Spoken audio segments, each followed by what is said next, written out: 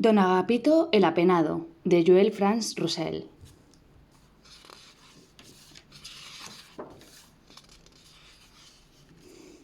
Don Agapito se jubiló y a partir de ese día descubrió que no tenía nada que hacer. Como no se había casado, no tenía nietos que cuidar ni hijos a quienes hacerles mandados. No tenía un gato que llevar al veterinario ni un perro que sacara a dejar su caca en la vía pública. Y como no bebía ni jugaba al dominó, tampoco podía pasar horas en el bar de la esquina. Su primer intento de ocuparse convenientemente concluyó en un sonado fracaso y una colección de jaulas vacías. Se le había ocurrido criar pajaritos y para eso compró un lote de jaulas de distintos tamaños. Una para periquitos y otra para un papagayo, una para chorlitos y otra para guacamayos, una para 2 mirlos, otra para canarios y así hasta completar la decena. Pero el día que fue a comprar los pájaros tropezó con una manifestación ecologista y se le quitó la idea de encerrar pájaros. Don Agapito era un hombre de costumbres sólidas, por eso no había podido dejar de levantarse temprano, de modo que cada mañana salía a esperar el sol en el patio del edificio donde vivía. El edificio era muy alto y estaba rodeado por otros edificios parecidos, de tal manera que había un único sitio desde el cual ver salir el sol. Ese lugar era la entrada al estacionamiento subterráneo. Fue allí, y así como vengo contando, donde comenzó esta penosa historia. En el último piso del edificio vivía un señor muy ocupado y siempre con prisa. Era integrante del Consejo de Administración de 9 empresas, vocal de la Confederación de Amigos de la Pesca con Mosca, tesorero del Patronato para la Protección de la Práctica de la Gaita Gaditana, asesor municipal para cuestiones existenciales, vicedelegado de la Asociación de Tíos de Alumnos del Colegio Acrisolada Concepción. En fin, lo de nunca acabar. Requete ocupado era un hombre tan abrumado que no podía perder un minuto. Cada vez que se cruzaba con alguien, se adelantaba al posible pedido de una opinión o un consejo y le lanzaba la primera idea constructiva que le pasara por la mente. Esto lo hacía de manera sencilla y natural, pero impulsado por algo irresistible, casi como se lanza un piropo a una muchacha, le haga falta o no. Los piropos siempre hacen falta. Por lo menos aquellos que huelen como rosas, son raros como orquídeas, espontáneos como botones de oro, delicados como amapolas o ingeniosos como arreglos florales japoneses. Los piropos los necesita hasta la muchacha más bonita, la que tiene un novio, 2 enamorados, 4 pretendientes, 8 admiradores, 16 en la lista y 32 por si acaso. Pero los piropos no son tema de este cuento, sino de otro que a lo mejor te cuento otro día. Nos habíamos quedado en la entrada del estacionamiento del edificio, en el momento en el que el señor requete ocupado se disponía a hacerle una sugerencia a don Agapito, el jubilado tan desocupado.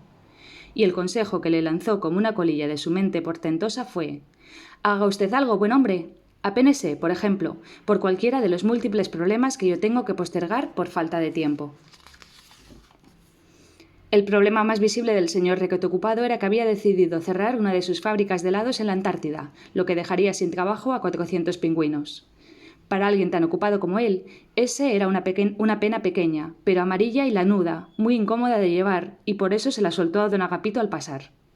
Don Agapito subió con la pena a su apartamento y después de pensarlo un poco la metió en la jaula que un día había comprado para una pareja de canarios.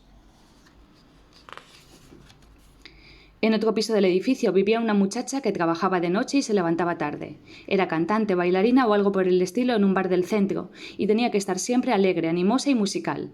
Aunque lo hubiera dejado su novio, aunque el dinero no le alcanzara, aunque le dolieran las tripas, aunque odiara la música que esa noche tenía que cantar, bailar o algo parecido. Lo cierto es que a ella no le importaban los novios, el dinero le alcanzaba, nunca le dolía nada y todas las canciones le gustaban.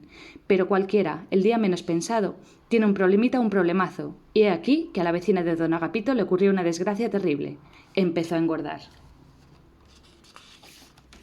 A decir verdad no se le notaba mucho, pero la angustia por perder la forma le abría más el apetito y amenazaba con hacerla engordar hasta que se le notara tanto como a un hipopótamo. Era un problema gordo que se le posaba en el hombro a la vecina alegre y musical y que la hacía parecer no solo más gorda de lo que estaba, sino triste y encorvada. A don Agapito le dio tanta lástima y se solidarizó tanto con la muchacha que acabó cargando con aquel problema gordo y desafinado hasta la jaula que un día había estado predestinada al guacamayo. Así, la vecinita pudo seguir sintiéndose delgada y animosa y seguir cantando, bailando o algo por el estilo ante los clientes del bar del centro. También vivía en el edificio un señor que bebía demasiado, y cuando volvía con paso inseguro y la lengua estropajosa, tenía bronca con su mujer. Apenas se le pasaba la borrachera, se moría de vergüenza, se arrepentía y prometía no volver a empezar, pero acababa dándole tanta vergüenza que bebía para olvidar. Una tarde en que venía el bebedor con su pena de nariz colorada a cuestas, don Agapito se hizo cargo de ella y la encerró en la jaula que había sido para el lorito. Luego fue lo del matrimonio joven que tenía la mamá de él, la suegra de ella, viviendo solita en el distante pueblo natal, a donde no iban nunca. La pareja se enteró de que don Agapito cuidaba penas ajenas y vinieron por iniciativa propia a dejarle aquella pena esmirriada y tímida de color rincón. Le siguió un caballero que no era de la vecindad y nadie sabe cómo se enteró del asunto, el cual trajo una pena oscura y de plumaje rizado que le incomodaba desde que acusó a una pareja de inmigrantes de un delito que probablemente no habían cometido. Y así, ¿para qué cansarte? Fueron tantas las penas que don Agapito se vio obligado a comprar nuevas jaulas. Y luego de llenar el salón y el corredor, tuvo que instalarlas en el dormitorio, la cocina, el cuarto de baño y hasta aprovechando que era verano, en el balcón. Don Agapito pasaba el día entero bien ocupado. Daba de comer, limpiaba jaulas, cambiaba el agua, recogía caquitas y mudaba las penas del lugar para que a todas les tocara un poco de sol, un día con vista a la calle o una noche lejos del ruido de la circulación. Al principio, algunos de los propietarios de las penas pasaban de vez en cuando para hacerles la visita a ellas y echarle una mano a él. Pero eso duró poco, y muy pronto nuestro viejito se quedó a solas con su penosa colección. Las penas eran demasiadas y don Agapito no daba abasto para atenderlas a todas.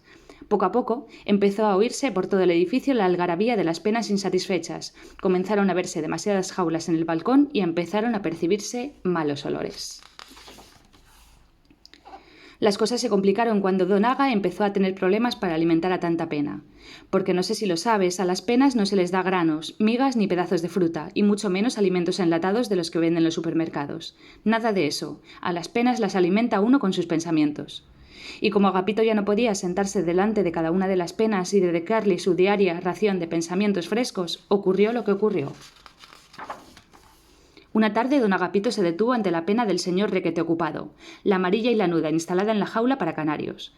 Se puso a pensar en los pingüinos desempleados que ahora se pasaban el largo día antártico, dura 6 meses, recordando los buenos tiempos, cuando su imagen recorría el mundo en los coloridos envoltorios de los helados Schluck, así suenan, parece, los lengüetazos que les damos a los helados. Don Aga y la pena amarilla sufrían juntos por los pobres pingüinos que ya no podían pagarse vacaciones en las playas de la Antártida, tomando el sol a 5 grados bajo cero, sino que debían permanecer en el pueblo, a 40 grados bajo cero, espantándose los copos de nieve que revoloteaban en la ventisca. Pero como estaba tan escaso de tiempo, Agapito se puso también a pensar en las penas de las jaulas vecinas, la de la chica que no debía engordar por causa de su trabajo en el bar del centro y la de la viejita que adoraba el chocolate, funesto para su hígado. Y acabó mezclándolo todo. La pena de los pingüinos se echó a llorar porque a causa de los helados que aquellos producían antes, había ahora chicas que engordaban y viejitas enfermas, mientras que la pena de la canta bailaora se ponía patética porque si no comía helados habría más pingüinos desempleados, y la pena hepática preguntaba inquieta si los helados Loop también eran malos para el hígado.